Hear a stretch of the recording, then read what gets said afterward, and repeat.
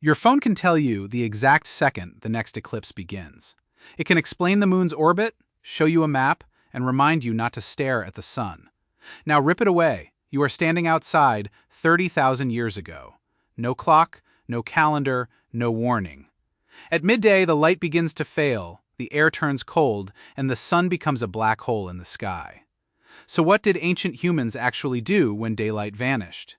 At Ugarit, in modern Syria, archaeologists found a clay tablet describing the sun going down during the day.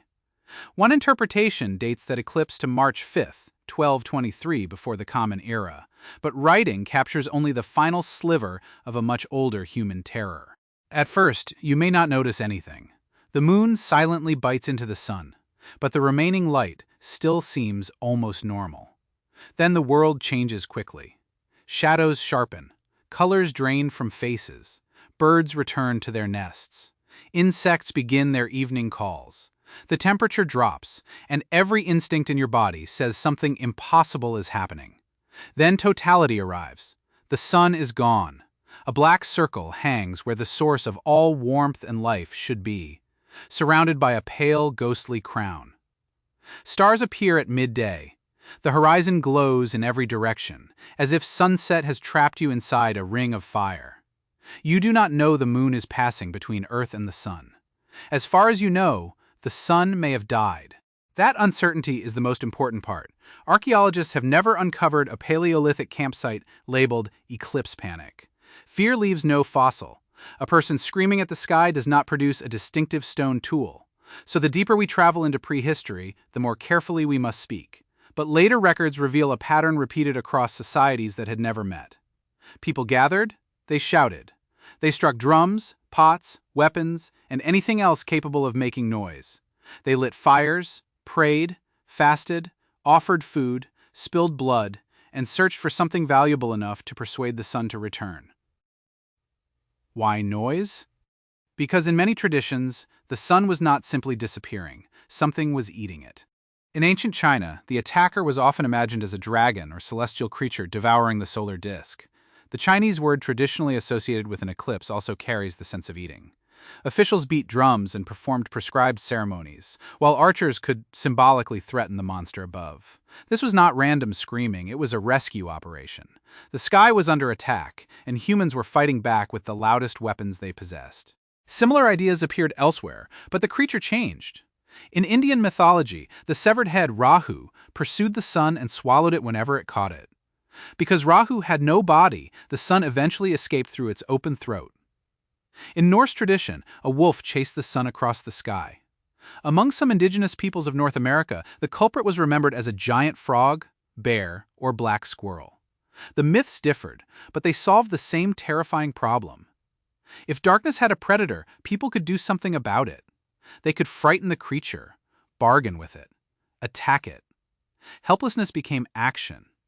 And when the light returned moments later, the ritual appeared to work. Imagine what that means for the next generation. You remember the day the sun vanished. You also remember that everyone screamed, hammered wood, and struck stone until it came back. When the sky darkens again, you do not calmly test whether silence produces the same result. You make more noise. But some responses were far darker than banging drums. In Mesopotamia, eclipses could be read as warnings aimed directly at the king. Court scholars studied the sky because a strange event above might announce rebellion, invasion, disease, or royal death below. If the omens were dangerous enough, Assyrian and Babylonian rulers sometimes used an extraordinary ritual, the substitute king. An ordinary man was placed on the throne. He wore royal clothing, received royal treatment, and temporarily carried the king's identity. Meanwhile, the real ruler withdrew from view and avoided the fate supposedly descending from the heavens. The substitute was not being promoted. He was being positioned beneath a supernatural blade.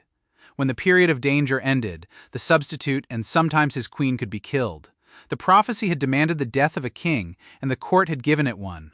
The real monarch then returned, officially untouched by the eclipse. This is what happens when terror acquires a government. Elsewhere, the sudden darkness could stop events that thousands of armed men had failed to stop. According to the Greek historian Herodotus, the Medes and the Lydians were fighting a battle in 585 before the Common Era, when day abruptly became night. Soldiers on both sides lowered their weapons. The eclipse was treated as a warning so powerful that the enemies ended the battle and negotiated peace. The story claims that Thales of Miletus had predicted the event, although historians still debate what he could truly have predicted. The human response is the revealing part. Men prepared to die by spear became unwilling to fight beneath a black sun. An event in the sky had overruled kings, anger, and years of war. In central Mexico, Aztec traditions made eclipses especially dangerous.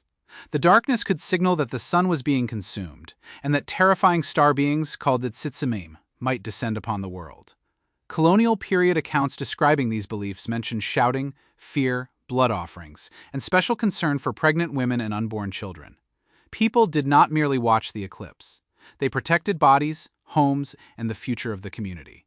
The sky's disorder could enter the womb, damage a child, destroy crops, or announce the end of the current age. An eclipse was cosmic, but its danger felt painfully personal.